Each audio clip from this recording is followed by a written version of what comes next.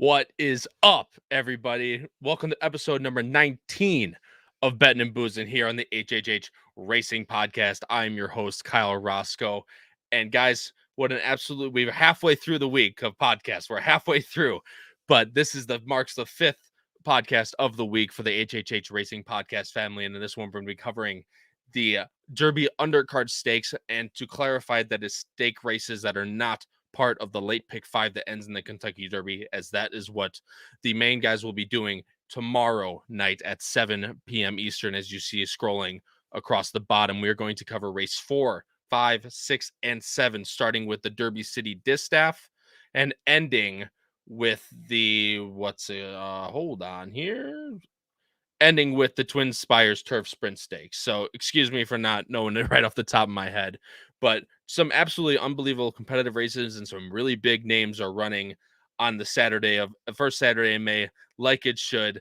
Guys, it's going to be an absolutely great show and a lot of great analysis coming up for you guys. So if you guys are new here, you guys find yourself coming back on the regular and you aren't subscribed, why not? You already come back anyway. Please go below the video player and hit the big red button to subscribe. And while you're down there, please hit the like button, as that lets YouTube know that people are enjoying the show, and it'll continue to push it out, as this is the biggest week of the year for horse racing. So if you would do that, we would greatly appreciate it. As you see scrolling across the bottom, my email is Bettin N Boozin, just like the name of the show, Bettin N Boozin with no G's at gmail.com. Email me with questions, comments, concerns, anything of the above. I will be able to answer you pretty quickly. If you are more of an audio listener, please go to Apple Podcasts, Spotify, and Anchor. Those are the three platforms that we post most of our audio content on. So please, or all of our audio content on, excuse me. So please, if you're more of an audio listener, please go to those and rate, review, and subscribe. The Power Picks, guys, we've had a lot more subscribers over the past week, which we greatly appreciate, but there's still time to get in. The first Power Picks for Kentucky Oaks Day, there'll be 2 sets. One goes out Thursday night, one goes out Friday night for the Oaks and Derby respectively. If there's still time for only $15.99 a month, that's only $4 technically for this whole weekend. $4 for Oaks and Derby picks. You're not going to find anything that as good as our Power Picks for that an affordable of a price. The average ROI is $1.60. Profit is $2. Ours was $2.59 in 2022 and is now crept up to $2.40 year to date. So guys, there's absolutely nothing better than nothing more affordable and better at the price than our Power Picks. If you are interested, please go to patreon.com/HHH Racing Podcast. It is also a link in the description. Thank you to our amazing sports betting casino platform sponsorship that makes this whole series possible. Bet US. They offer up to 200 games a day, 300 and 400 different props to bet. If you go deposit money, please use code RACING3H to get a free 125% back if you deposit $100 or more. The link is below in the video description. Again, thank you so much to Bet US for sponsoring this and every episode of Bettin N Boozin. And if you are interested in hearing more about us or on the Power Picks, please go to our great website that our co-host Pete Visco sets up. It is hhhracingpodcast.com. Guys, we're not delaying any further. We're just going to get right into it. This can be a massive deep dive, and I want to hear your guys' opinions. We all do. This is going to be I'm going to open it up to the chat after we talk about our horses to find out who you like, and we'll continue to go down the path of, do we think they have a chance? If so, what is the scenario that they have that chance to win? So please comment in the chat your opinions as we go through these 4 races on the Derby undercard, and we will get to every single one of your chats. So again, thank you so much for commenting. We will get to your comments. I'm going to bring on my co-host right now, and we're going to go to the comments to see who's commented already, and then we're going to get right into the picks. So from the East Coast of New Jersey, sporting his black and red attire from what he missed us yesterday for, Patrick Kuenzel, and from the Ohio State University, Charlie Freeman. Boys, what's going on tonight? Nothing much. Derby week, nothing better.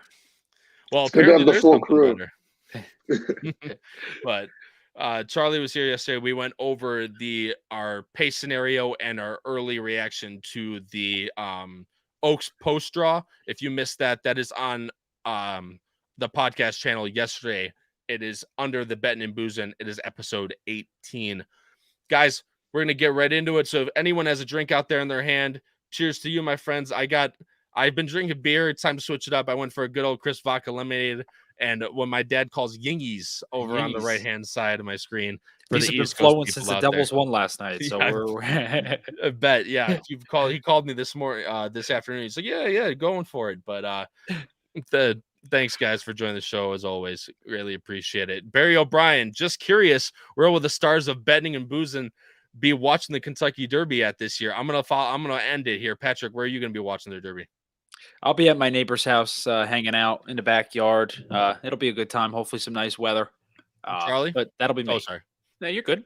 Go ahead. I'll be in Phoenix. I don't want to talk about why I'm in Phoenix at this point. It's tough days right now, but I'll be in Phoenix for something. Ooh, we do. No, I'm just kidding. Yeah, no, Charlie's sons Get are the brooms out, baby. No. I can't believe I'm cursed, by the way. I've gone to 4 Suns playoff games outside Milwaukee, and I went to the one against the Clippers where Chris Paul got COVID, and then I go to these 2, and now he hurts his groin. I never get to see the guy in person. I try, and the guy gets hurt every time. There's nothing like it. Hey, hopefully it comes back negative and he can be there for hopefully if there's more than 4 games in the series. They're saying he's back for game 6 and 7, but we got to get to a game 6 or 7 for that to matter.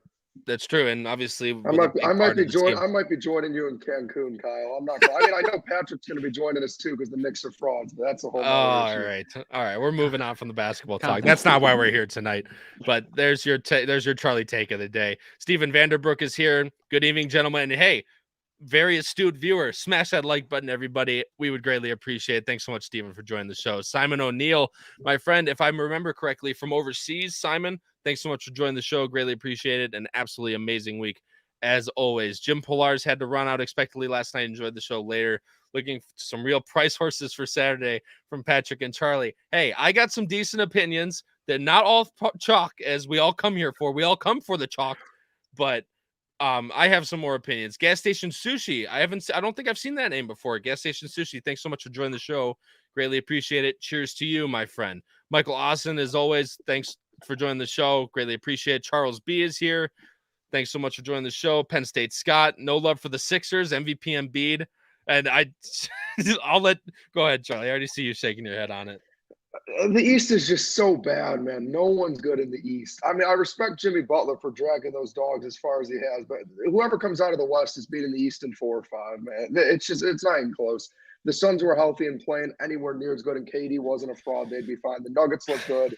Warriors, I'm excited for Warriors Lakers, to be honest. It's time to see if LaFailure is LaFraud or if he's legit. So wasn't this guy like praising the bring of KD to the Suns, saying it was going to be the hallelujah moment? I mean, hey, during the regular season in the Clippers series, he was, but everybody saw last night he needed to be the one to step up. And as soon as Chris Paul gets hurt, all of a sudden it's just Booker out there when you have arguably a top 15 player all time and he disappeared. I mean, we know the Sixers aren't going to get the job done, though. I like the team, but Doc Rivers is the most overrated coach in NBA history. Joel Embiid is literally the SpongeBob guy made from glass who breaks every bone in his body. I'd argue James Harden's a fraudulent man. I'd argue that's Eric Spoelstra, but that's just me. That's just my opinion. Eric Spoelstra. Hey, you go from one way to the other, man. That's all it is. Richard Avalar, thanks so much for joining the show again after a big night from last night. Da Bears from Chicago. Me and Charlie know that pretty well. No one cares about Patrick's affiliation. Michael. But it's all Richard shaking, not stir. Absolutely. Why are 4-5-6 winning at Churchill today?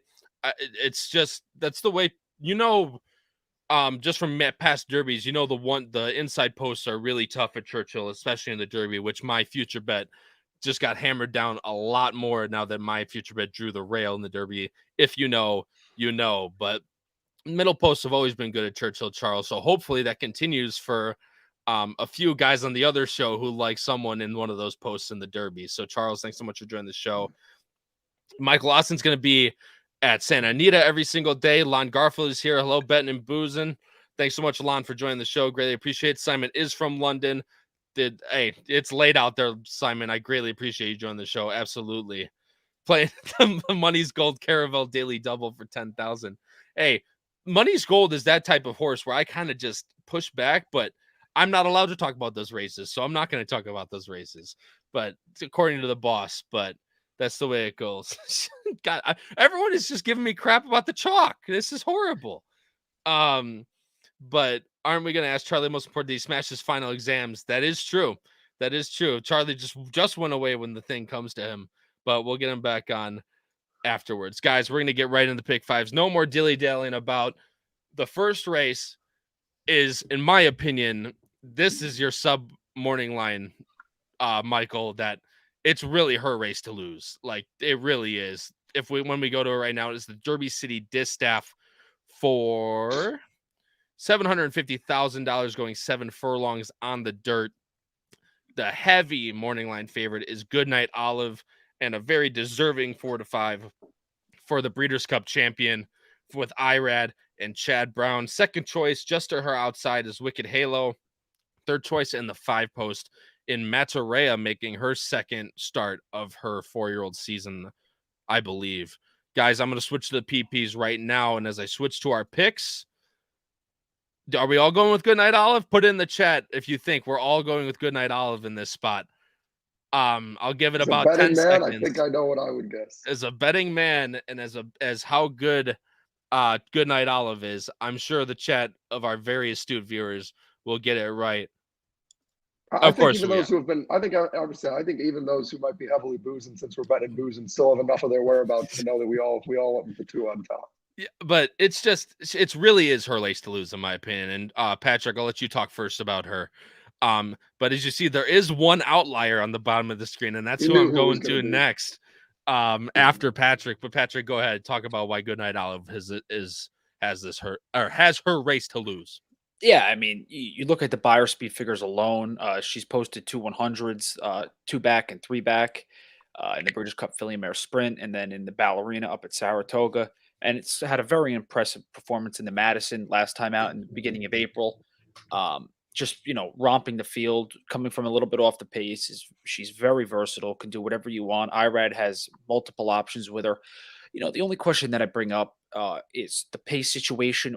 Who's going to go, who's not going to go. Goodnight Olive does not have to go, which makes me feel comfortable. You look at Wicked Halo, Travel Column, who on a, you look at the time form US, the pace, Travel Column might want to go. So there's going to be multiple horses that are going to go. And then you look at the one, Hot and Sultry, who, me and Kyle both have in third, where, I think it just, that horse was running longer distance the last 2 times out, but the pace really caught her. So I'm wondering if this horse is not affected by, going shorter, because I think this could be an interesting race for Hot and Sultry. And I don't think nobody's beating Goodnight Olive, but just as an underneath play and the way Goodnight Olive has been racing, it's going to be tough for the rest of the field. Yeah, I completely agree with you, Charlie. I'm gonna let you talk about Mataray in a second, but I don't think really nothing more needs to be said about the Breeders' Cup champion. I think this spot sets up really well for her. As Charlie said, I can actually switch over to the time form US PPs. As you can see on the right hand side here, what the projected pace figures is. Actually, Mataray is going to be that far back, which I think she does have the highest late pace in the field, which is extremely interesting. I don't think they're going to sit back with her by any means, but I think this really is Goodnight Olive's race to lose. And if she runs that another around that 100 mark by her speed figure, I think that I don't think anyone's really touching her in this spot. And we'll talk about Matarea right now, as Charlie has her in second, but as a lot of love in the chat for Matarea, but I do not have her, and neither does Patrick. Charlie, tell us why we're wrong and why you like Matarea in second. Well, I mean, I get what the chat's coming from for sure. Once they saw who has the 5 where, they all immediately started tailing me. I mean, I would tail me too. But no, so the reason I have the 5 is kind of, I don't think it'll sit as far back as that's advertising either, but I trust Brad Cox. I trust Flavian Pratt. I like the duo. And also, quite frankly, I know that Wicked Olive has gotten the better of the 5 in the past. Good night, Olive. But I think it going to 7 furlongs over 6 will help the 5. I do think the 5 is going to sit off the pace a little bit. I think there's going to be a lot of horses that, while they don't have to go, I think they're all going to go towards the front. I'm not saying they'll gas out because these are all very talented horses, but I just think the way this pace sets up best for the 5. For me, again, just because of the pure strategy of the horses, I think the 5 would be the horse that, for me at least, has the best chance of beating the 2. I don't think anybody will. I mean, again, the 3 also, Wicked Halo, Tyler Gaffleone, that's my guy, so I had to make sure I had the 3 somewhere in my top 3. But yeah, I just feel like from the form has certainly been solid on the 5 as well. First race off a huge layoff, and it comes out and loses by less than a length. And this is another horse that also has had to deal with a lot of different hot paces. I mean, it is also, though, a horse that has enough early speed. I mean, you see the race on June 11th where it went to the front and then just ran away. But I don't think this is a horse that's going to tire. I don't think this is a horse that'll fade. Again, I think the 2's unbeatable in this spot, but I think the 5 is a very solid horse. And I mean, I'm hoping people don't play it, because for me, the way I would bet this race would be a 2-5 exacta. I don't think there's enough money. I mean, I don't think there's enough money to be made on the 2 straight up. So that's how I would look at it. Is if you're playing the race on its own, I would look for a horse you trust to exacta with it. And for me, it's the 5. Yeah, and I mean, I usually go the route of doubles, but as we'll talk about in the next race, there's another heavy favorite in that race that looks to be a little tough to beat in that race too. But spoiler, I do not have that horse on top. But we'll go there in a sec. I don't want to get too far ahead of us. I personally don't think Matarea is going to be behind. I really don't.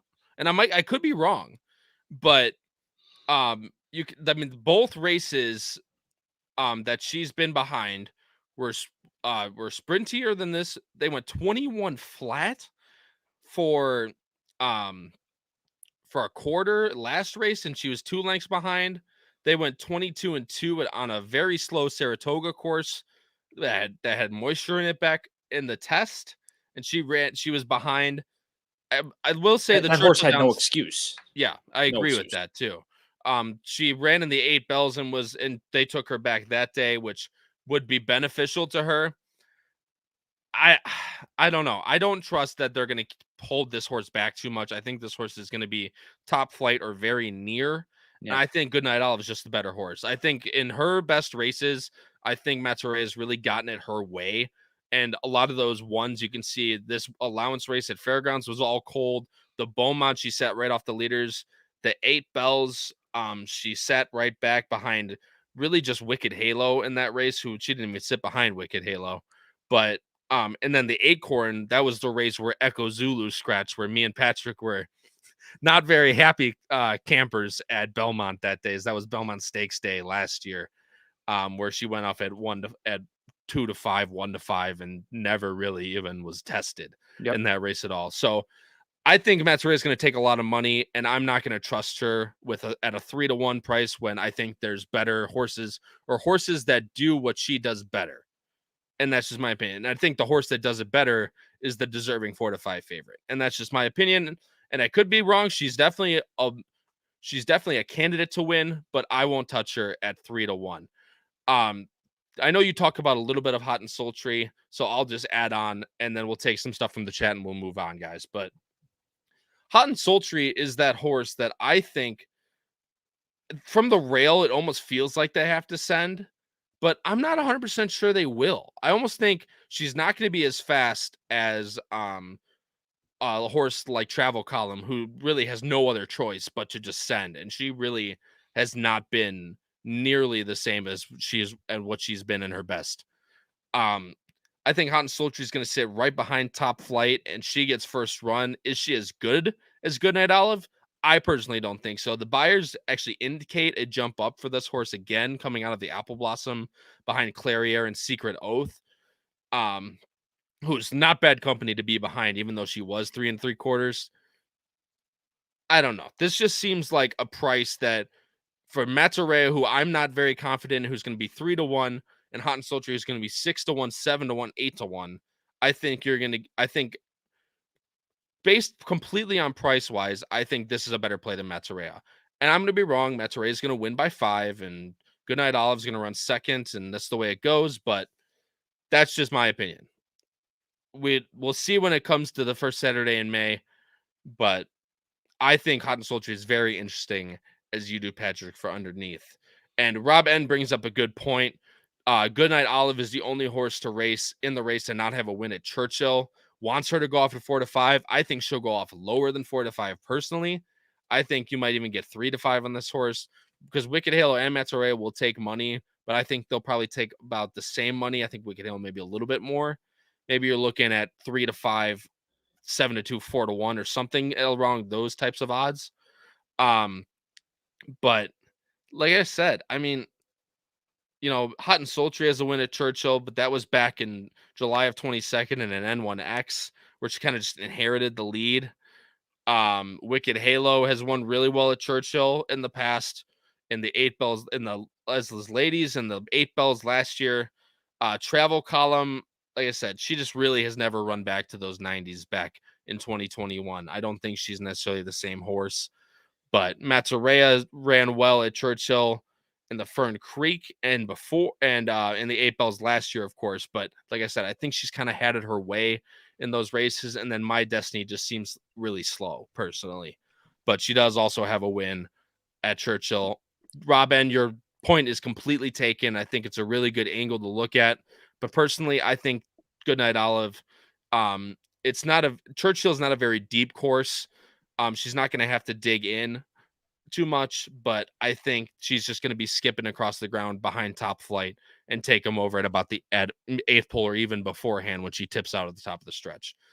3-5 is not good value, but I'm going to try and play to some doubles, which I will give it out on Twitter. I will be on Twitter all day Friday and Saturday talking about these races. If you're interested at all, at AP Roscoe K is the handle. It is in my name tag right underneath. And Charles B says it's Godolphin, Cox, and Pratt, but that's why I think the horse is going to be over bet personally. They're going to see connections. They're going to see her past races, and she's going to be bet down just about what Wicked Halo is. And I think Wicked Halo is a better horse. But that's just my opinion. It's just what it goes. But Goodnight Olive, it's definitely her race to lose. Guys, I'm going to switch over the PPs right now. We're going to talk about race 5 next. It is the Churchill Distaff Turf Mile as I switch to the Equibase for 4-year-olds and up, going, like I said, going a mile on the turf. This is a full field, or not a full field, excuse me, a field of 8. The favorite is the number 5 Spenderella for Gaffleone in Motion. Second choice is the number 2 on the inside, Speak of the Devil for Chad. Chad has 3 in this spot, Haughty and Fluffy Socks. And I already see a bunch of people saying they can't believe I'm going against the favorite, but I am going against Spenderella in this race. And actually, so is Patrick. We both have the same horse on top, no, which is the kiss of death, ladies and gentlemen. But as I switch over to the PPs right now, Charlie, you are the odd man out, and I'm going to let you talk about the chalk first. What did you like about Spenderella? Man, so I really didn't want to be a talking and weasel and pull a play out of your book. Let's go. I had to. I didn't want to, but I had to. Tyler Gaffleone's my guy. So that already got off to a right start. And then honestly, it was just out of hatred. I hate Speak of the Devil so much. I was someone, for those who have watched Bettin N Boozin in the past, I was a heavy advocate for this horse in the past. When it ran on March 4th, I was saying that this horse was primed for this spot. I was gassing up the horse so much, saying I loved everything about it. And then it laid an egg. So I'm not willing to die on that hill again. The 4 just did it. It's a solid horse, but just didn't do enough for me to think it could beat this horse. And then I know none of us have it up here, but for me, the only other horse I was interested in was the 3. But again, just not enough. But yeah, for this horse, I just see a lot of horses that have decent late speed. And even though I am more of someone who prefers the closers, I just don't know who's catching this horse. I think this horse can go right to the front or sit right off the early speed. But in terms of all the real contenders, none of them have anywhere near the speed that the 5 has. And I think all of them are just going to be too far behind, and that the 5 isn't a horse that has a history of fading. So the distance won't be a problem. I just don't see who's catching up to the 5 in time. I think the wire is going to come too soon. I think the 5 will win, not comfortably, but I think it'll certainly have enough lengths in hand that you're not worried about. But yeah, I mean, if you look at the other horses, like the 4, 81 early speed, 106 late. The 3, 85 speed early is not great. Late's not even that good. The 2, 77 early, 114 late. Like the main 2 contenders are the 2 and 4. They're going to close together. So they're going to be sitting all the way at the back. They're going to be kind of both waiting each other out, playing a game of chicken for who's going to go first. I just don't see anybody getting to the 5. I think the 5 is going to keep looking back. And no horse is going to get close enough that it has to worry. I think Tyler knows exactly what to do with this horse. And I mean, he's won with it in the past. I don't really have any concern. I think the 5 should win pretty easily. And your point is completely taken, Charlie. This horse is you'll probably get 7 to 5 coming off off of last summer in Del Mar. So this horse is off of almost a 9-month layoff. And the Chad Brown stuff will certainly make them get some play over the 5 as well. Absolutely. I don't think you're going to get, I think people are going to see that this horse has been racing at Ascot and grade 1 and winning grade 1s by 4.5. And I think this horse is going to be the clear cut favorite in this spot. I think there's personally a lot of speed in this race. I think there's a lot of horses that have no chance but to just go and hope. And I mean, Spenderella is not necessarily a need the lead type, but her best races that aren't just absolutely blazing fast in front of her, I think her best races are on or just right next to the leader. And if she's not going to get the lead, she's going to have to show that she can really blaze past horses down the lane. And I think there's just better horses that'll run better past horses. And at 6 to 5, 7 to 5, I think this is a good spot to play against personally. And I could be wrong. I think Spenderella is the most likely winner and maybe the most talented in the field. But I just think there's horses, like I said, there's horses in here that have no chance but to just go. And Spenderella is going to have to be forced to sit off horses. And maybe she's just that good. But I'm willing to take horses that I think will do it better coming off the pace. And that's why I'm going with the number 4 Wakanaka. And I'm assuming, Patrick, that's why you're going with her as well.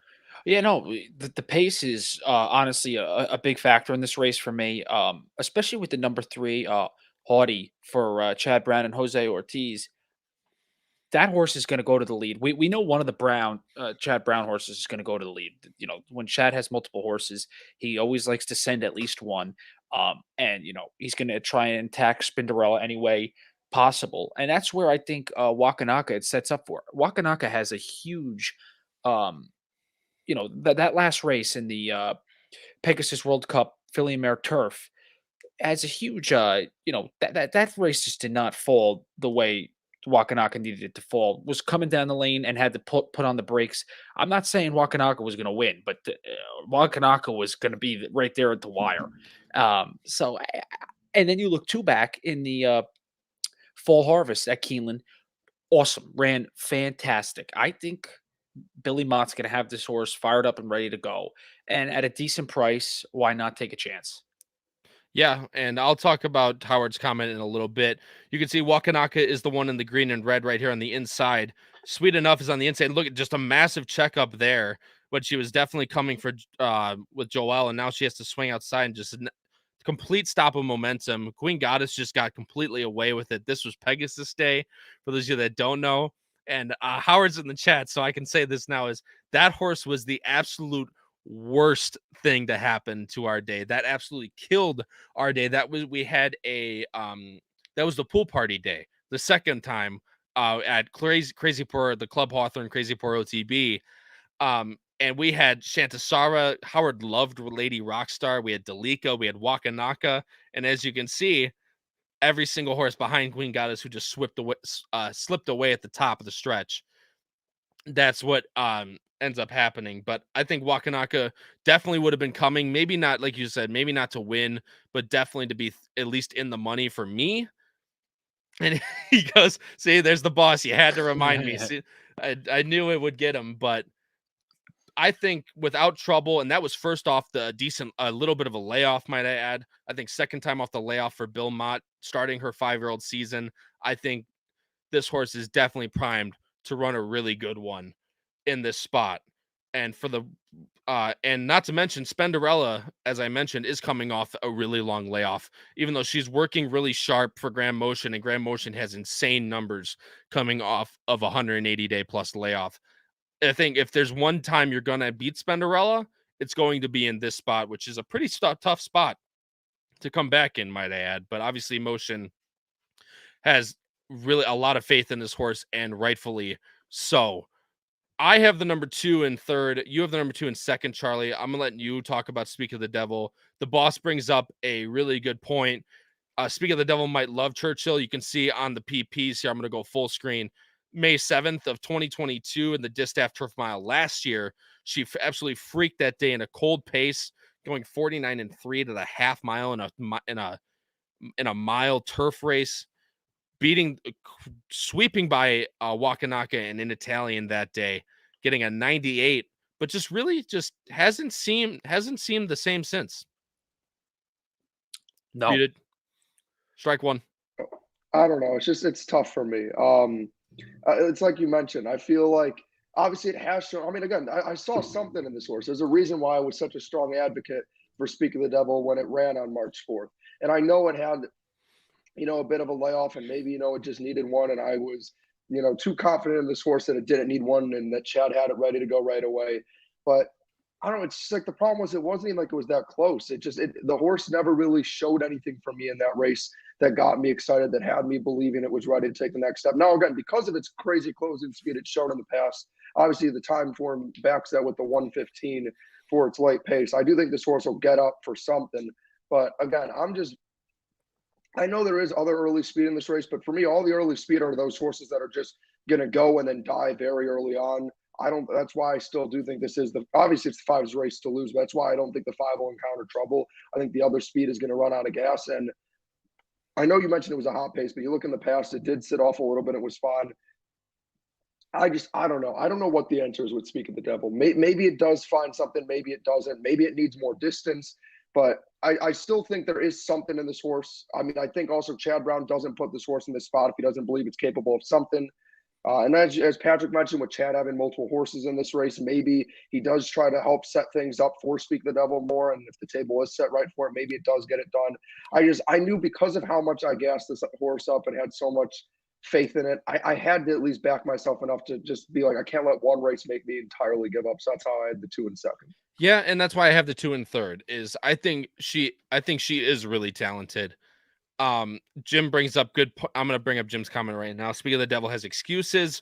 Broke poorly and out of it last race early at Belmont. Nothing closed on the turf at Gulfstream. I agree with you.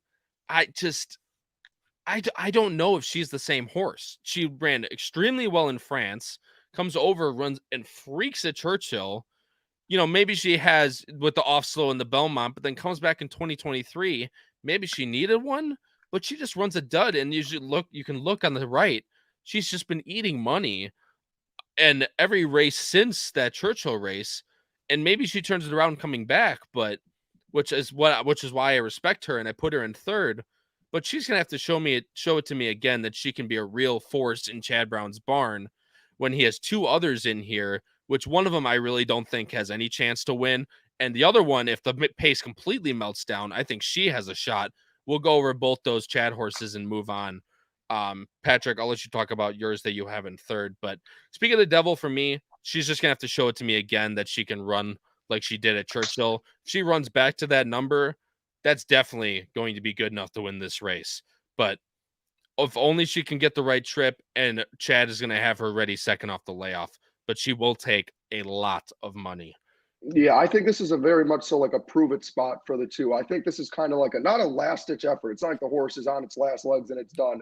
But as you kind of mentioned, if we're trying to see if it can get back to that form that it showed in France and on that race in Churchill, maybe that was part of Chad Brown's thought also, was like it did so well at Churchill, maybe just get it back here and see if it still loves it there, and maybe it just wasn't in the right spots and had a few things go wrong. But as Jim mentioned with the excuses, I don't think there are any for this race. I mean, obviously it hasn't taken place, so maybe if it does break bad or something happens, but as long as this horse gets a clean trip, if it doesn't execute at all, and I'm not saying it's got an easy competition because we did obviously gas up the 5 and it is a tough horse, but if this horse doesn't show something here, I think Chad Brown has to have a ton of concern because there are no excuses for this race.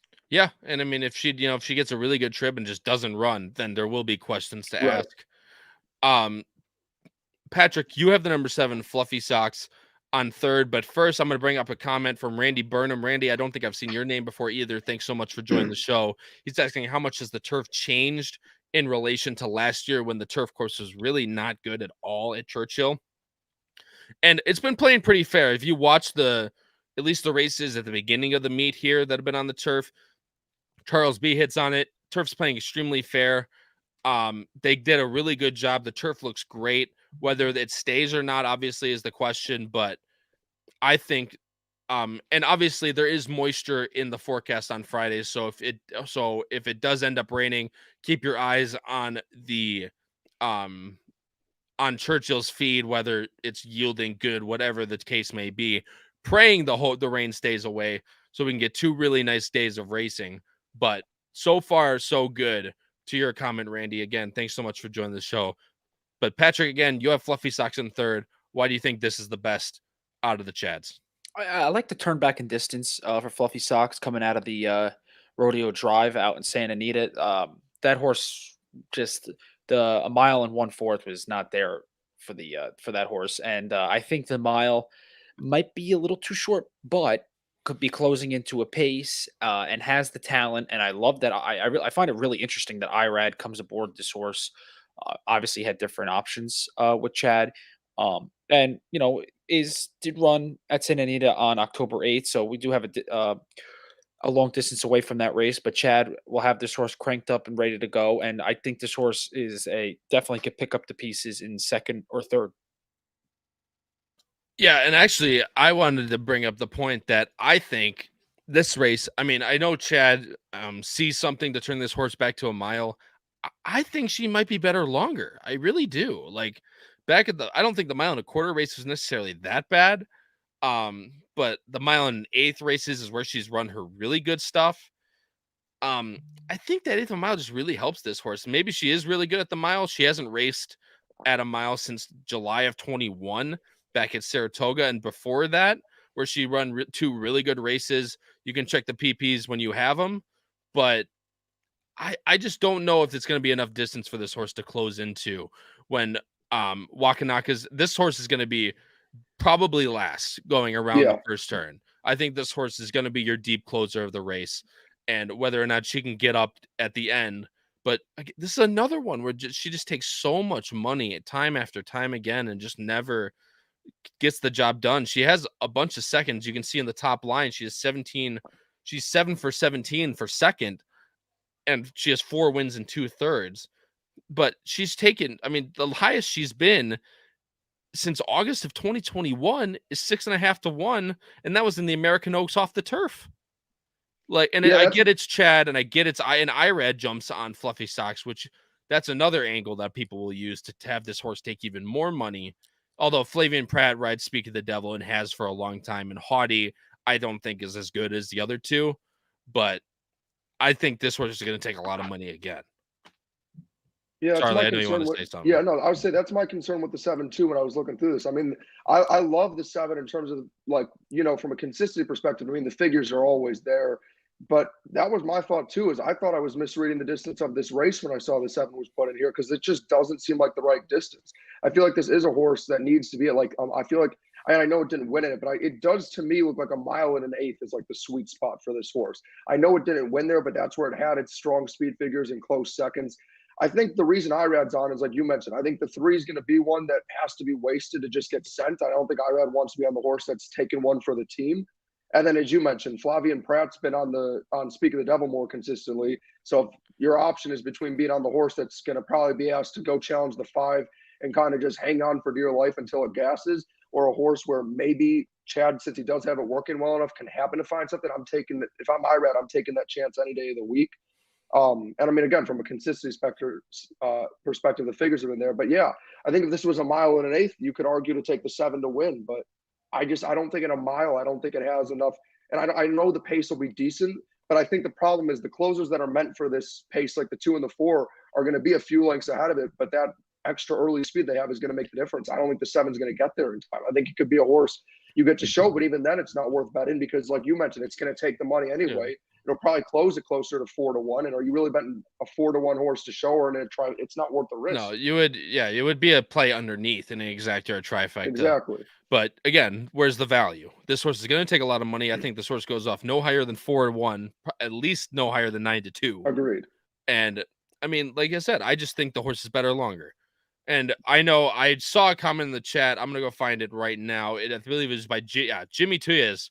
Thanks so much for joining the show, Jimmy. Greatly appreciate it. He likes Haughty in this spot. This is the classic case of Kyle.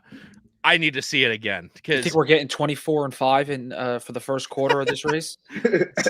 and when she's on the lead, I don't think this horse is going to have the lead, frankly. I don't. I think she just inherited the lead in that race. I think she was just best in that race, so she inherited it, going very slow around the Saratoga turf, which was not very fast at all in the middle of the summer, might I add.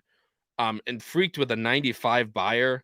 But I mean, realistically, you look before that. I mean, she ran horribly in the Belmont Oaks. She ran horribly, or not horribly, I should not say that. She ran slow in the Penn National Oaks, but ended up winning by 4 3/4. I think this horse is better with some give in the ground as well. So this horse might be somewhere to look if it does end up raining on Friday. But at 4-1, I probably think it'll probably get closer, a little bit up from those odds. I think Fluffy Socks and Speak of the Devil are going to take more money than Haughty will, and Wakanaka will as well. But I don't know. This is just the 95 is competitive, but I'm gonna have to see another one, especially off of another 9-month layoff for this horse. And obviously, I'm not worried about Chad. Excuse me, on the 9-month layoff, but just a freak 95, never shown it before, gonna take a lot of money. It's not for me. But you guys, Agreed. I was gonna say, Charlie, do you have anything? Yeah, I mean, I think this one will go off at like 6-1, to be honest. I think it's going to be the least bet of the Chad Browns. Mm-hmm. And I mean, obviously, again, you have the 5, so I don't see where the money's coming from. The layoff concerns me. As you mentioned, if you really look, because again, for those watching, obviously the red figures mean fast and the blue figures mean slow. All of this horse's strongest races, I mean, obviously you already see outside of the 95, the speed, the figures are terrible. But if you look, all of its good races have been with blue, and you're not going to get blue in this race. I can promise you that. You're not going to get an easy pace for it. Now, again, the only reason I see this horse getting sent is not because it's capable. It's because I wouldn't be surprised if Chad Brown, again, sees off this huge layoff and sees with the lack of speed figures that this is his least likely winner. So again, maybe if he cares most about just trying to get one of his to win, he might just try to have the 3, again, take one for the team. And again, if you're looking for a value play, yeah, you'll probably get good value on it because I do think it'll go up 6-1. But I don't see it. There's just nothing about this horse that gets me excited. I mean, yeah, I guess Jose Ortiz being on it when this horse showed its best is obviously certainly a plus that you have the jockey that was the only one to find something in it. But again, I mean, it's not a bad horse. It's just this is a tough field. I don't like that. Again, I think this is going to probably be used in the way that we talked about earlier. I don't like how this pace is going to set up for this horse at all. I think it is a horse that's very dependent on winning off of a pace where it can kind of set it for itself at a slower pace. I don't see the angle for Haughty to win. The only angle I see even betting this horse is if you think it'll somehow come into money and won't get bet, which you're right, but it won't get bet because people see what we all see. True. And I mean, Jimmy says she's cranked up for the start. And obviously, this is where Chad's been aiming this horse. But like I said, it's just she can win for sure. And she has to get the right pace setup, as Charlie very astutely pointed out, between the time form US pace figures and everything like that. She just has to show it to me again. And off a 9-month layoff with a horse that has only one race above an 82 at a low price, she's gonna have to. I'm gonna have to take one for the team. If this horse wins, I will be out. But Jimmy, your point is completely taken. I understand where you're coming from, guys. We're gonna move on right now we're halfway through our races that we're talking about today, but we are going to race number 6. It is the Knicks Go Overnight Stakes. This is the only graded stake we are not talking about this evening, but it is for $175,000 going a 1-turn mile on the dirt, a full field of 12. And as I bring up the Equibase, the morning line favorite is the number 6, Zozos, for Florent Giroux and Brad Cox. The second choice is Baby Yoda out of the 3 posts for Castellano and Bill Mott. And the third choice is all the way on the outside, the number 12, Caddo River, for Gaff Leone and the coach, D. Wayne Lucas. And guys, I'm going to put us on screen as I switch over to the picks. And 2 of us have the same picks, and 1 of us does not. Can we guess who the one that does not have the same picks as the rest of us? This was the race I went bold on. It has to be me, surely. I'm hoping, because if I got my yes, okay. And good. It is. Charlie is going with the number 2, Masked Parade, for Rosario and Albert Stahl, who I think, and Patrick thinks, we talked about before the show, actually, we both think is very live in this spot. But Charlie was bold enough to take him on top. This is my best opinion of the sequence that we're talking about. But Charlie, what did you like most about about Masquerade as I switch the PPs. Yeah, I'm a little disappointed. I was kind of hoping that the 6-1 I know Patrick is certainly not scared, so I knew he'd have it somewhere. I was really hoping that Kyle would leave it off though, so this would look bold. But yeah, I figured this was a race where I really didn't think there was a clear-cut favorite. That's why the odds are the way they are. I mean, I guess 5-2 is pretty low, but it's also, I'm sure in part because it's Brad Cox. But I wanted to take a chance on this race, and I do feel strong about the 2. This is, to me, clearly the best horse. I'm not saying it'll win convincingly, but for me, I was confident in taking the 2. I was surprised we got these odds. But I mean, I just love everything about this horse. It has the early pace at 109. It has the late at 94. So it doesn't necessarily have to be on the lead. It can sit off, but it also finishes. I mean, you want to talk about consistency. I don't know what happened after May 1st of 21, but ever since then, man, this horse has been in the 90s. I mean, if you want consistency, that's what you're getting. Ran in some tough races. Like the only race it wasn't close to winning was the Grade 1 Travers, which is a lot tougher of a race than this. So I love this horse in this spot. I mean, the works have been nothing short of incredible. 48-2, 59-4, 59-3. I mean, this horse is lively. Joel had a decent effort with this horse since last time. I guess that's the only concern, is the fact that it hasn't run in a while, but it looks like it's working beautifully. Again, I don't see how you're getting 6-1. It's not a cheap horse. I know the connections aren't as well known as others in here, but I think, again, when people just see these figures and see how consistently this horse has been towards the top, what I love about this horse is I really can see it doing anything. I can see it going to the lead and running away. If it doesn't get on the lead, I have all the confidence in the world it can sit off the pace and then get to the front. And again, the 2 horses with better odds than it just didn't do anything for me from a figures or performance perspective that scared me. I don't see why this horse is 6-1 other than the connections. And again, I think the distance will be good. I think this race is really set up for the 2 to win. I'll tell you what, Charlie, and I know Patrick agrees with me. I think this horse is very live in this spot. And like you mentioned about the works, I think this horse is rock solid and pointed to this spot. There's 2 things that concern me about this horse, and I'll let Patrick touch on them to see if he agrees with me or not. I think this horse is better around 2 turns. This horse has been going around 2 turns ever since back in January of 2021. I think this horse's best races are at 1 1/8. Just sitting right off the pace. I think that this horse will end up getting that pace set up again. But again, like I said, I think this horse is much better around 2 turns. And I think Alstall sees a great spot to put this horse coming back off the layoff, and where this horse will be a middling price, but will have all the shot in the world. But I just don't know if it's long enough. And the layoff, as you touched on, which, Alstall is very good off the layoff again, but makes a big equipment change back to the blinkers. Most likely, from what my perspective is, to help him get to that mile, that 1-turn mile, to get to that enough early focus and early speed to be able to not be so far behind off the layoff. But those are my 2 concerns. Patrick, I'm going to let you touch on those as well and see if you agree with me or not. Yeah, no, you nailed it on the head. It's just, this horse has never run at a mile, and that kind of concerns me, especially doing the 1 turn, like you said. The layoff, the layoff's always has to be a little bit of a concern, and that's what leads me to Zozos.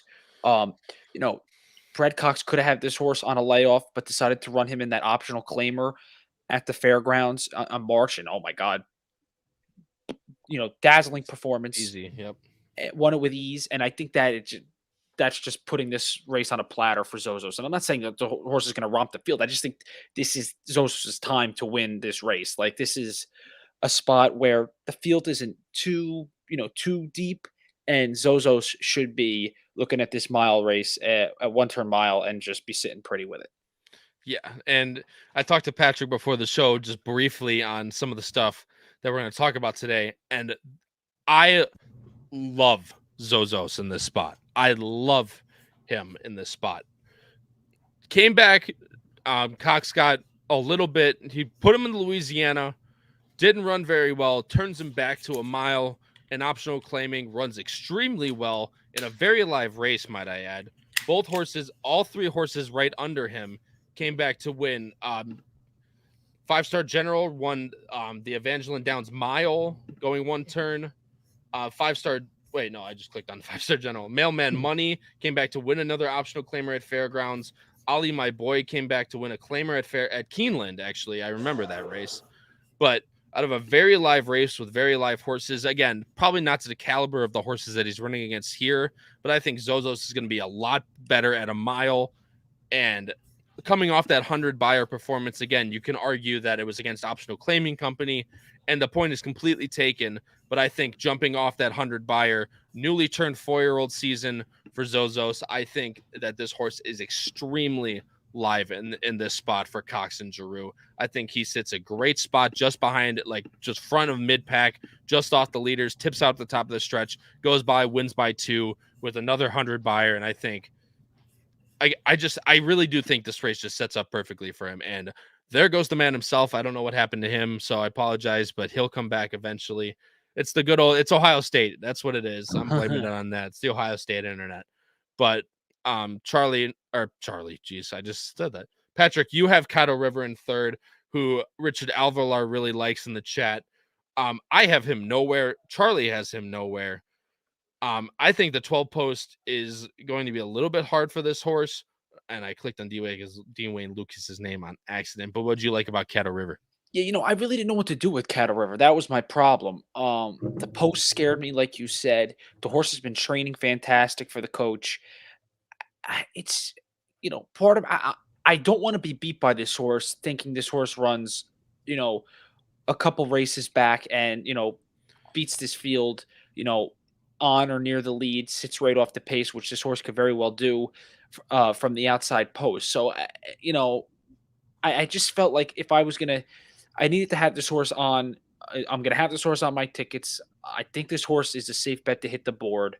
I know you guys don't, but I just feel like this horse is got, the quality to definitely hit the board in a field like this. Yeah, and the horse has done nothing wrong. I want to put that out there, especially in 3 races this year.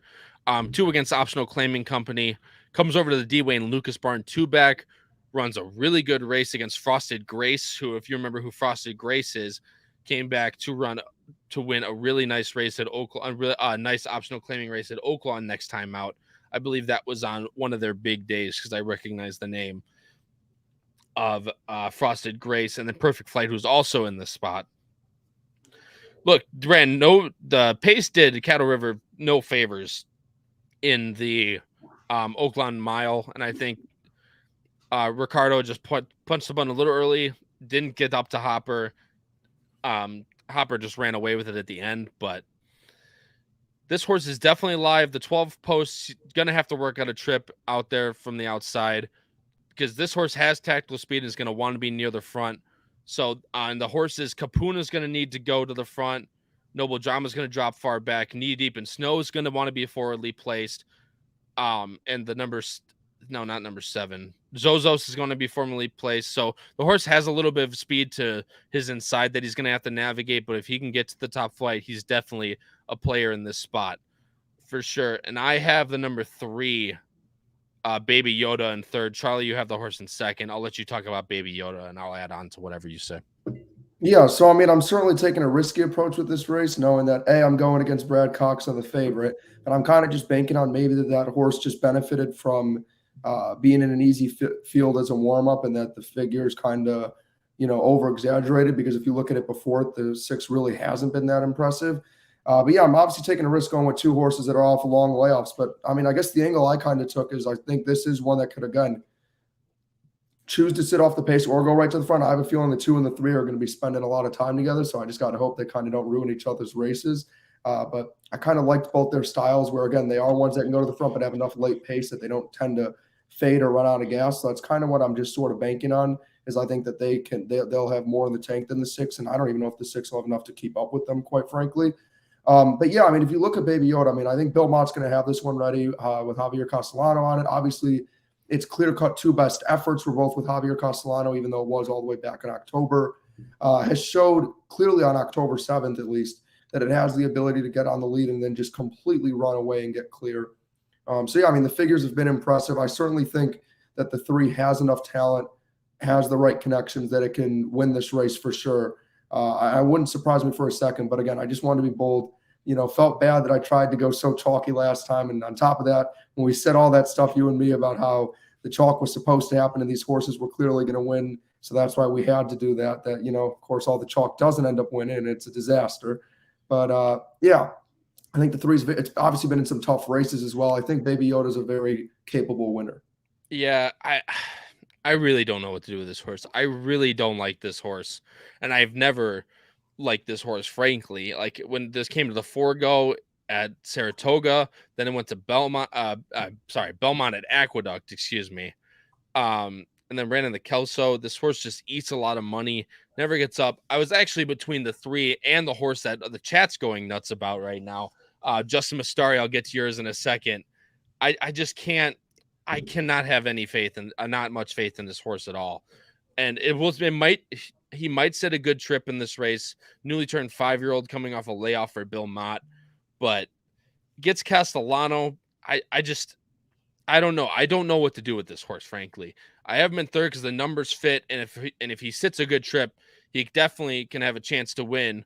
Won a race back at Churchill at 2022, but that race was a $20,000 allowance. Granted, it was in the Derby weekend, but the Derby week, excuse me. But I don't know I have no idea what to do with this horse. But I do want to talk about the number 7 that both Rob N and Justin Mastari. Justin, thanks so much for joining the show, man. Greatly appreciate it. Second off the layoff, also likes Churchill, hopefully near 20-1. Probably not likely for this horse. I agree with you. This horse has done nothing wrong. Ran at miles, 1-turn miles at Churchill, both in the Hanshin and the ACAC. Also, the Knicks Go last year. Won the Knicks Go last year, defending champion. Ran really well in the Hanshin behind Cody's Wish. Ooh, if you don't know that horse, I don't know where you've been sleeping under a rock. But then in the ACAC, ran a decent race, lost to Senior Buscador over the top. I don't think you'll get near 20-1 this race. Second off the layoff. Not necessarily that his race was that bad at Keeneland. I think it's a little shorter than this horse wants to go. As we all know, Keeneland's a 1 mile shoot, a 7 furlong shoot, not a 1 mile shoot. So I think Jason Cook pointed this horse to this spot.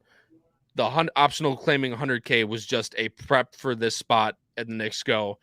And I think this horse is definitely going to have a chance to at least hit the board, if not come up over the top to win. So guys, we're going to move on, but thank you guys all so much for the chat, for all the chats. And Charles B also has 3 technique to upset this field. I will definitely have him on my tickets. For those of you that don't know, I will be doing 2 pick 5s on the power picks for this week for Derby Day. I'm doing the early pick 5, which is races 1 to 5, and this pick 5, which is 4 through 8 through the Pat Day Mile. 3 technique is definitely a player. Definitely will have my horse or this horse on my ticket at hopefully a price at least over 12-1.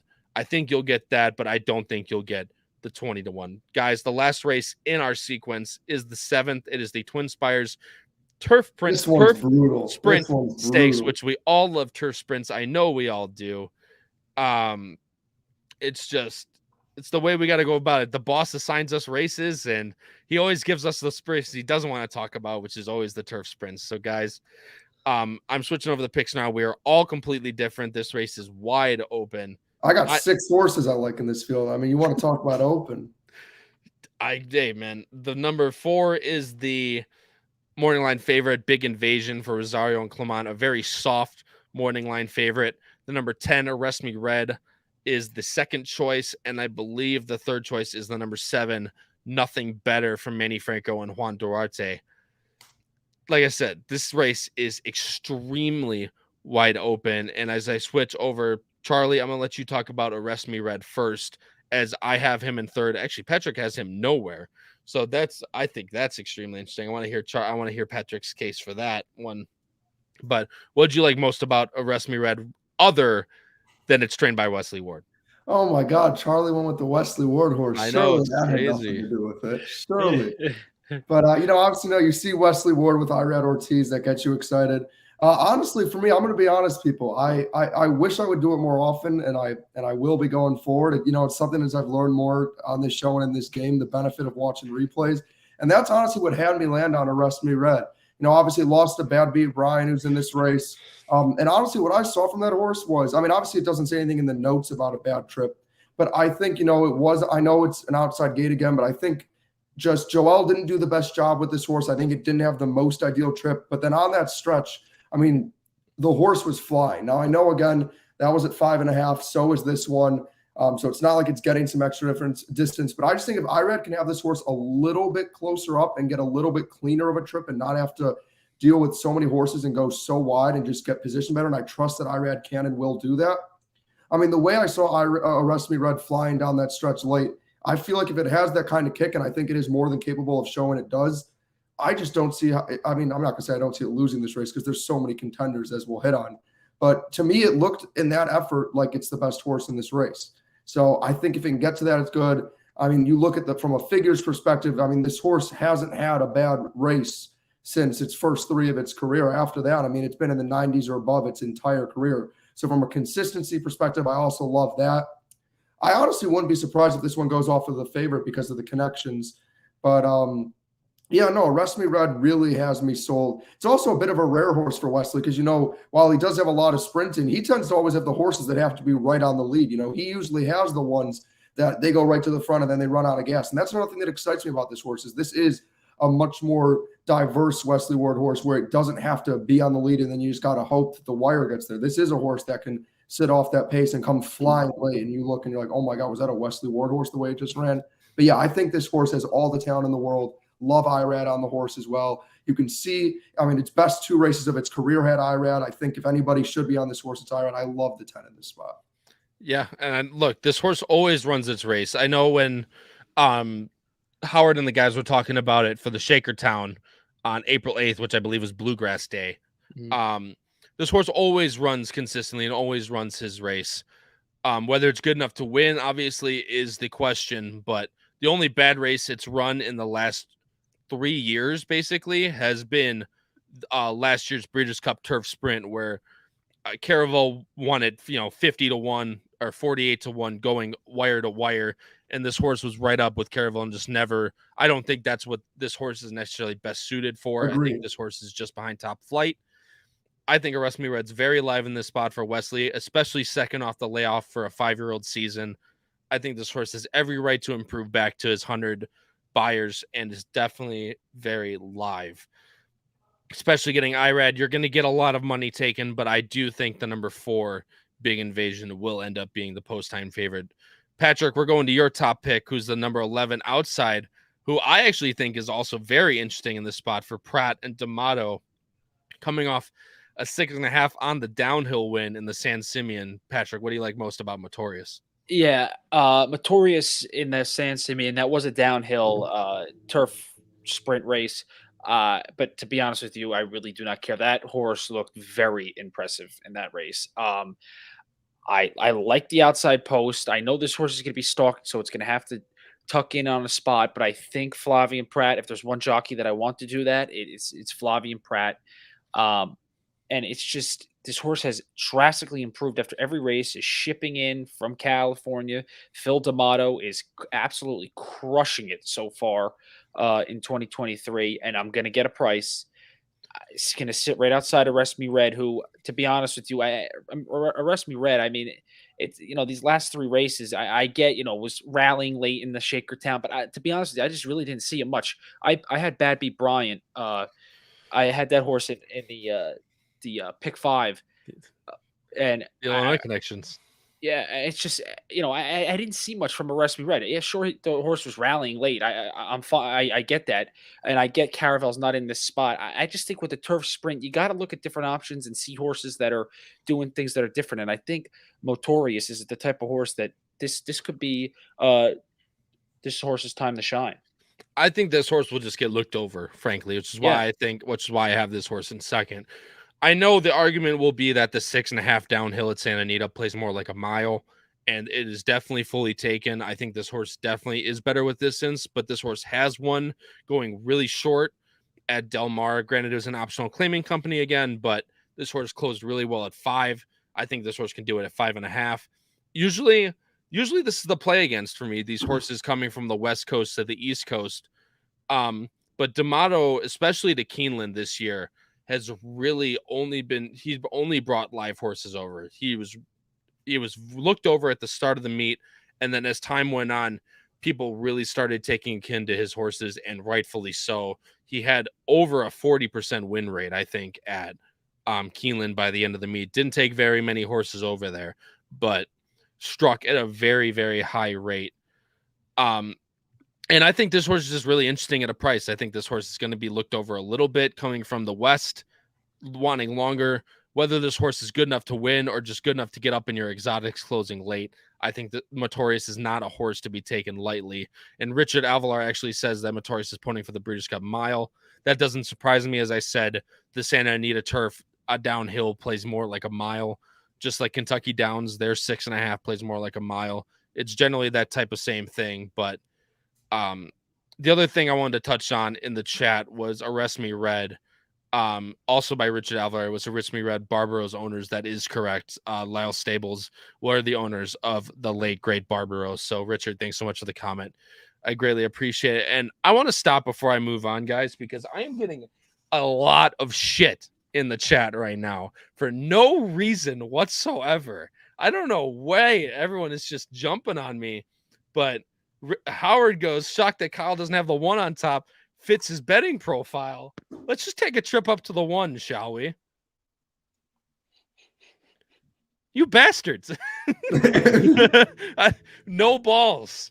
Oh man. And freaking and Jim Plars agrees with him.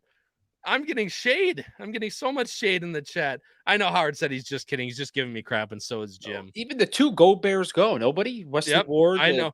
And that's the horse I was going to get to next. I was actually going to get to after our picks, but since you brought it up. Yeah, I do need to formally apologize about the two. The fact that it's Wesley Ward and has that great of a name and I didn't put it anywhere. It's not personal, people. I'm sorry. I couldn't do it. If you could have just had Arrest Me Red Go Bears Go would have worked a lot better. Unfortunately, I can't pick which horse gets which name. I just had to pick the right Wesley horse. I'm sorry. Just kidding. He's a gelding. Man. It's funny. Yeah, he is a gelding too. That's also funny. But that's the best part about no balls is that he's a gelding. He actually has no balls. But Simon O'Neill says, our very astute viewer from the UK, Go Bears Go is the best bet of the weekend for me. Umo Racing has been mopping up all the early stakes races in the UK, so obviously have their horses ready first time out. This horse racing the Breeders' Cup Turf Sprint never really got a fair shake at it. Got really bumped in between. Didn't take any money either coming from the Sprint Championships in Ascot and Haydock in Great Britain. But coming off the layoff, gets Wesley back, who's obviously always has his horses cranked up off the layoff. I think Go Bears Go is definitely interesting at a price. But being the connections, I think he might even get bet down a little bit from 12-1. But if he doesn't, he's definitely interesting at a price. I mean, he's racing against horses like Kinross and Emirati Anna, who we know who have come over to the States and done very well. So Go Bears Go is not to be taken lightly, especially at a price of 12-1.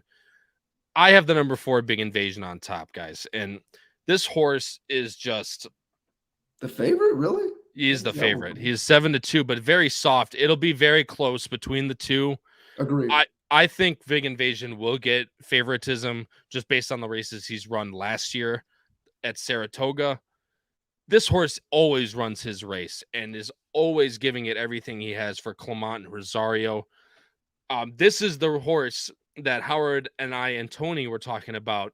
If Jay turned a corner this year, which it sort of looked like at the beginning, never really ran in that Keeneland Turf Sprint, but this is the horse that I was worried about.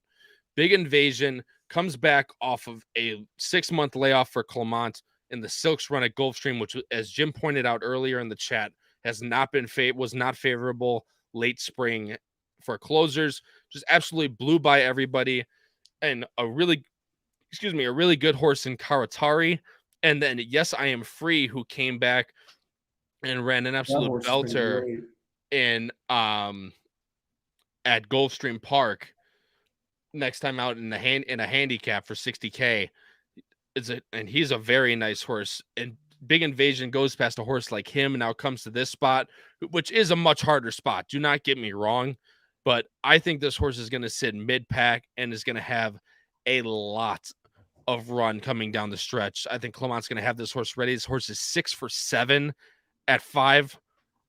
I mean, everything just points to this horse having a really live shot.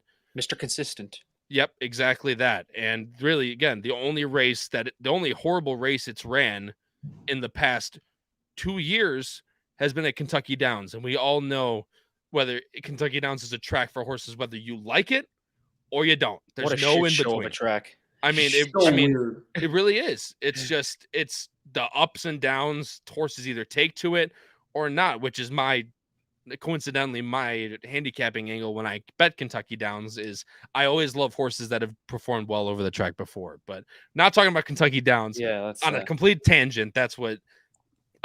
So that I completely would draw a line through the Kentucky Downs race.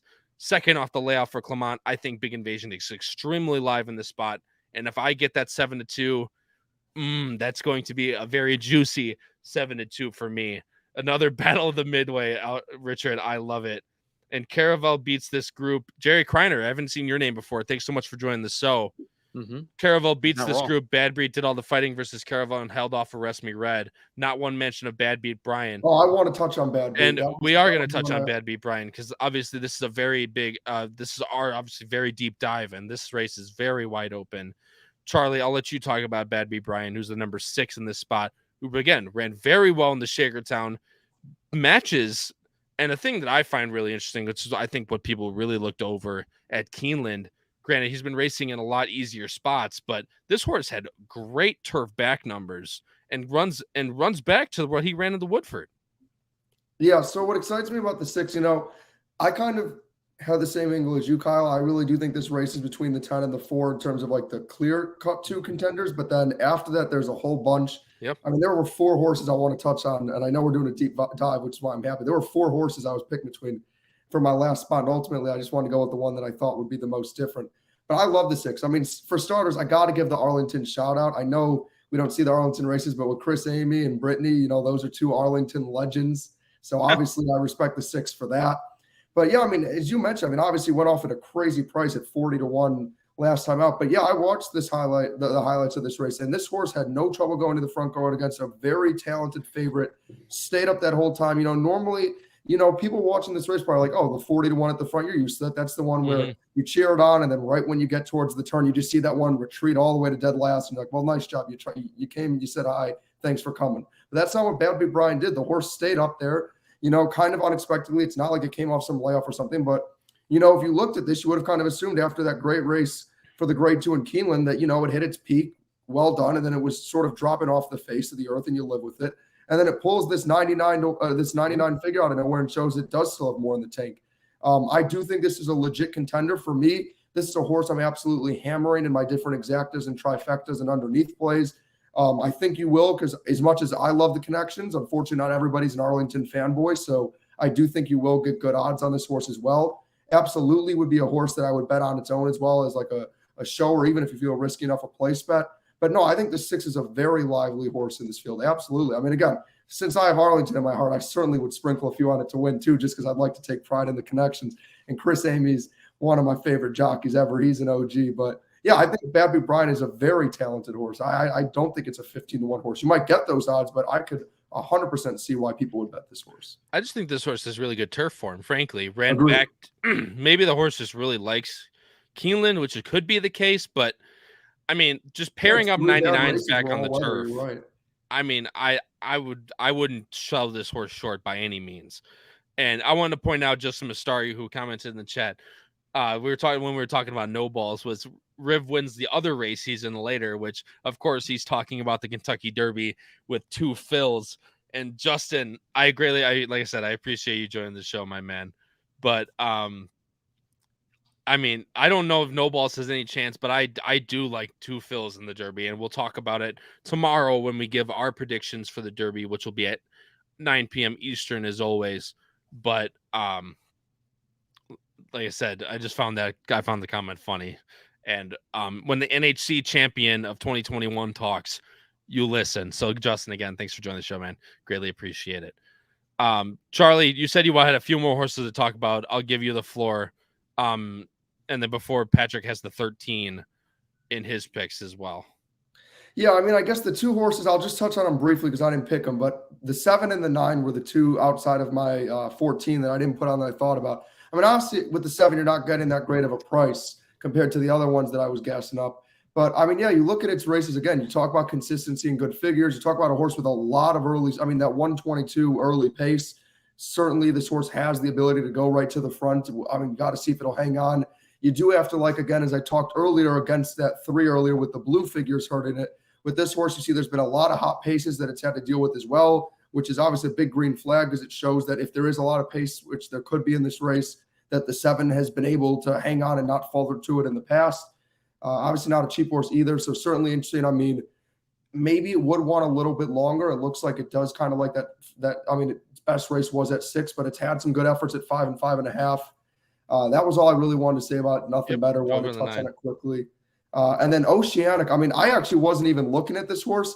It was actually as I was watching Arrest Me Red, I picked up on that Oceanic was in this race, was in that race too. I recognized the name when I was looking at my sheet, and I was like, oh, there's another one in there. Again, another one, where it had looked like it was at the top of its game, and then it just had an absolute dud, just like Arrest Me Red in the Breeders' Cup turf. So maybe there just wasn't a great race for a lot of horses in this field. Granted, the odds showed it didn't look like it had a chance, but then ran a really strong race again. And I mean, as much as I gassed up Arrest Me Red's closing, I mean, if you watch that replay, Oceanic was closing up right next to it. I mean, it was going nearly stride for stride. So I think there's another one at 15-1. I don't think you'll get those odds. I mean, maybe for the connections you will, but I think the 9 is very dangerous. And another one that could benefit. I mean, you look again with the figures with the 93 and 83, it has enough pace where it could kind of sit anywhere. I think it's a very versatile horse. And then the last was I knew you and Patrick surely had to think this one came out of left field. I mean, there's no way either of you expected me to have this horse anywhere.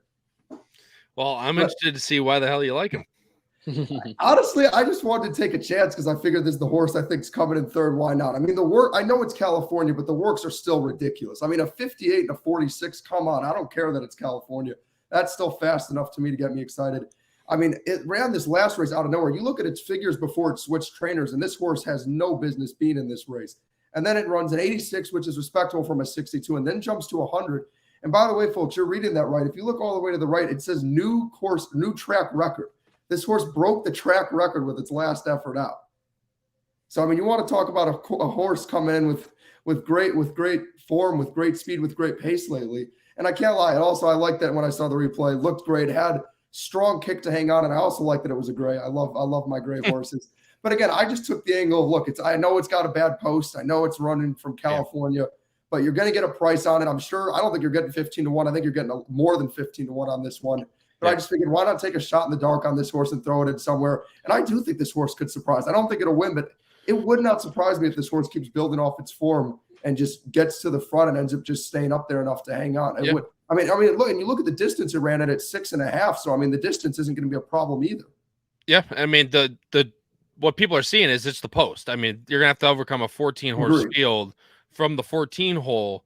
And you're have to shoot out to the lead when there's going to be a lot of horses. It's a risky pick, but why take a shot? The numbers fit. The horse has to improve, and this is definitely a much tougher spot than last time out. But Charlie, I'll never talk you off of 14-1 or 15-1, and most likely more. Patrick, you have the last say, my friend. Artemis City Limits. Mr. Bounce Back, Artemis City Limits. Listen, horse threw a dud in the Shakertown. I'm pretty sure this horse was the second choice in the Shakertown. And it just did not run at all for IRAD. I'm expecting a bounce back for Maker and Tyler Gaffalione. Does not have to deal with Caravel last 2 times or Golden Pal. I think this horse is going to be there at the wire. It's a matter of this horse is going to probably go to the lead, considering where the post position is. Was the 3 post in this race that Kyle just brought up, and the horse just really never stood a chance, to be quite honest with you. Chased late and then just completely faded. Well, I'll show you what. If you want to take a look at this, is the replay of the Shakertown, which we're going to watch the beginning and the end, because obviously, like we pointed out, there's a lot of horses in that race going into this race. But I'm going to put it full screen. You can see Artemis City Limits right here is the 3 with the black blinkers and the yellow circle and the yellow cap. You can see the horse is just very antsy. You can see runs up to the gate there, steps back, just never really gets settled. And this was also off of a pretty long layoff for Artemis City Limits as well. So the antsiness really doesn't help.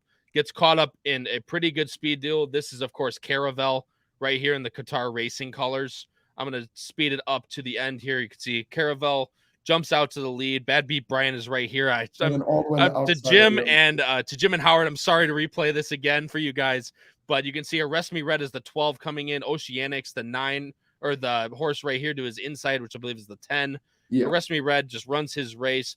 Bad Beat Brian just could not get past Caravel there at the end, but you can see all 3 of those horses, Bad Beat Brian, Arrest Me Red, and Oceanic, are all in this race as well. So, Patrick, to your point, I'll let you finish up with Artemis City Limits, but there could be some excuses for him in the last. Yeah, I honestly think there's excuses, and I do think there's a little bit of a talent difference in this spot here. I'm just expecting a bounce back. Listen, we all know with these turf races, it's anybody's anybody's race depending on how they run that day. And I'm hoping Artemis City Limits can bounce back because I will definitely have this horse in most of my wagers. Yeah, and look, if the horse can bounce back, the 100 number definitely fits. Going to have to work out a good trip from the 13 post as well. But I'm going to show that comment. Jim goes, Kyle's taking all the revenge for all the snarky comments that they've said by replaying the Shaker Town.